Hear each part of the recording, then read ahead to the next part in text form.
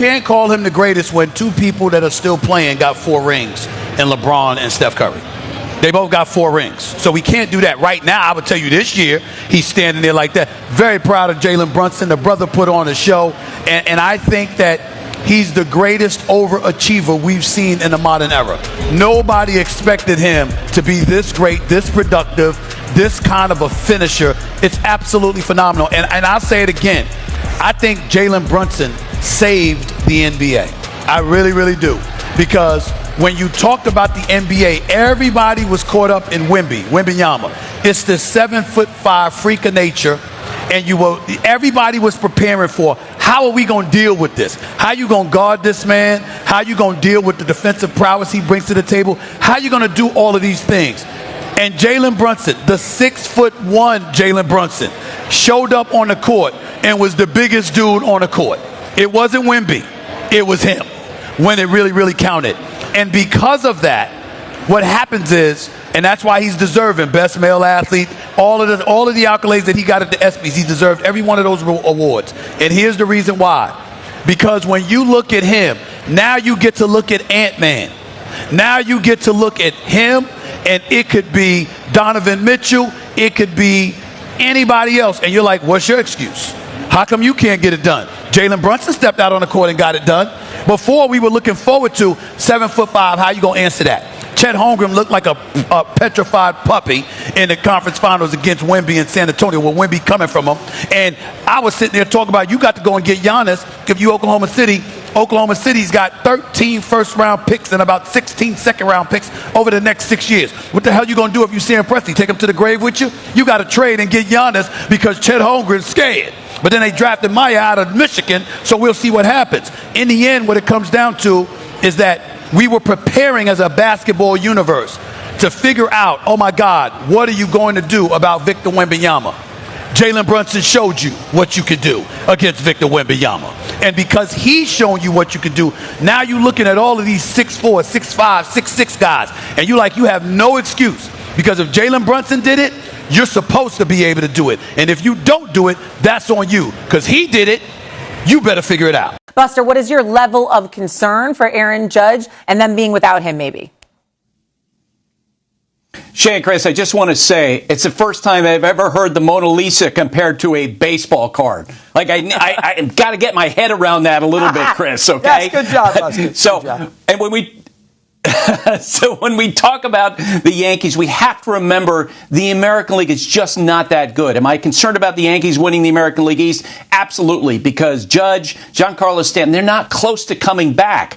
But in terms of making the playoffs and perhaps playing deep into October, I think that they will still figure it out before the end of the year. Brian Cashman, their general manager, will be aggressive before the trade deadline, add a reliever, maybe a right-handed batter, and they will get Judge and Stanton back, and they will be a factor again in October. Buster, are you a little worried? I wasn't here for it, but I know the Cashman press conference seemed to indicate that Judge is still miles away, and they weren't expecting to really see that much with the imaging when they did it in the last week, or when they do it in the upcoming week. I was surprised, and he almost made it sound like we'd be lucky to have him by the end of the year. But is that just him talking? What's your take with that? Let me hear. I was curious there.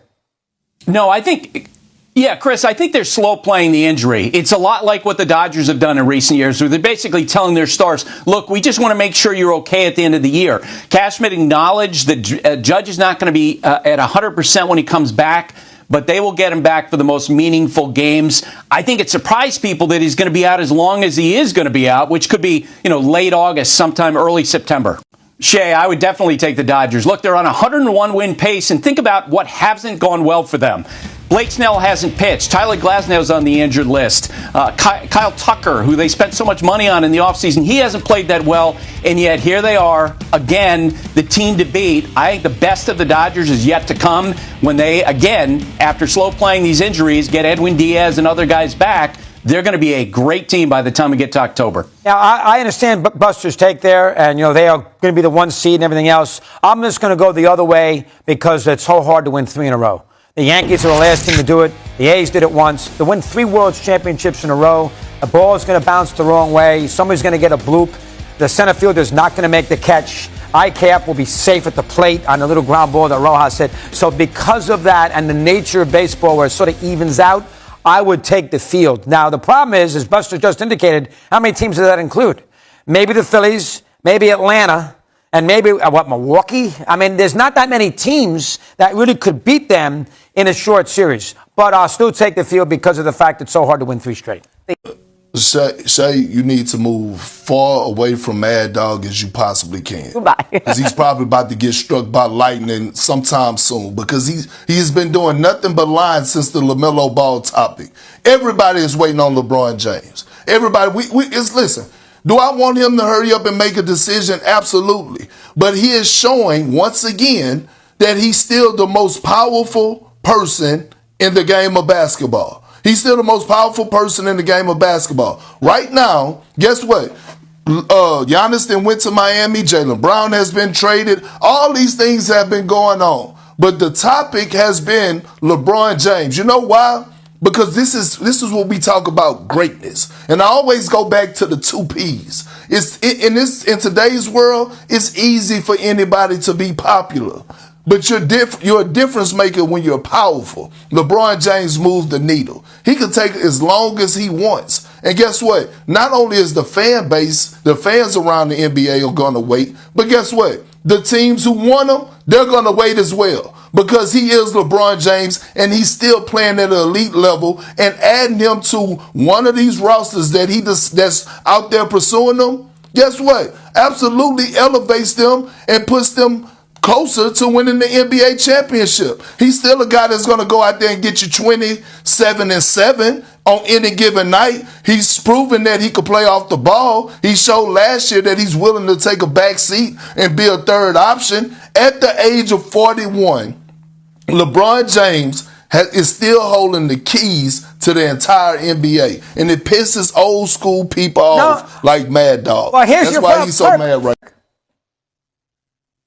You know why? You know why I want to kill you? It's because you're lying to me, you're lying to Shay, and you're lying to yourself. You know good damn and well that it's Big Body Brunson. And don't come give me one moment from OG and the NBA Finals against a team that he was expected to lose by. And he did it in great fashion. And then in the closeout game, on the road, in Wemby's house, he goes in there and drops 45. We're not having a game 6 back in the Garden. I'm going to end this on the road. And when you think about the story, you think about the narratives, you think about no 6'2" guard and under could get it done. There's only 2 that have done it in our lifetime. Well, in my lifetime, Isaiah Thomas with the Pistons and Steph Curry. And all of a sudden, you see a second-round pick that the Dallas Mavericks gave up on, goes to the Mecca and has to deal with the media, the voices from you, the voices from Stephen A., and ignore all of that and put this team on his back, along with the help of others, and come out victorious? I think it's a no-brainer here. The only thing that I disagree with is that the ESPYs is tonight, Shay. And I feel like when Jalen Brunson does walk across this stage, because there's no way in hell he doesn't win this award, I should have been the one up there presenting it to him. You know what I'm saying? Why you? I should have been the one. Why you? I should have. So is the winner of this match, in your eyes, a lock to win the World Cup? This is the final. Okay. And I say that respectfully to England and to Argentina, but in these 2 teams, you've got potent attacks. You got star players, Lamine Yamal, a teenage sensation who's taken the world by storm. Kylian Mbappe, when it's all said and done, will have every record in World Cup history. You've got the French national team that's just accustomed to playing big tournaments, big moments, and the Spanish national team that's overwhelmed everybody in the last 2 years. This is the advanced final, and the winner of this will be overwhelmingly the favorite in the final versus Argentina or England. Yeah, the winner here is the favorite, especially if it's France. Like I'm just going to ride on France all the way through this thing. Now, if Spain wins, and you go against somebody like Messi, yes, you will have Spain as a favorite, but there's still going to be this belief that Messi can sort of figure this thing out and pull this thing through, even though Spain will be favorite. Yes, I do think, but we just saw it in the NBA, right, where we had everybody was saying San Antonio and OKC, that was a lock to win it all. If they make it, the New York Knicks snuck in and win. You only got to beat the team in front of you. And if France is not there, then you have a shot. Yeah. Yes, they're going to regret it because they didn't land Giannis. That's the biggest thing in this whole situation. They didn't land Giannis. If you're going to trade a top 10 player, one of the better two-way players in this game in Jalen Brown, you got to get something back that's worth it. And they didn't. And so at the end of the day, when you look at Brad Stevens, we can talk about he picked the side. We can talk about the salary cap or the second apron or them eating up 70% of the money between Brown and Tatum. Who gives a damn? It's about the return and what you got back for him. Because here's another thing I'm going to say. Who's to say that Jason Tatum is going to finish his career in a Celtic uniform if Brad Stevens don't get him the help that he needs to be able to compete as the number one option?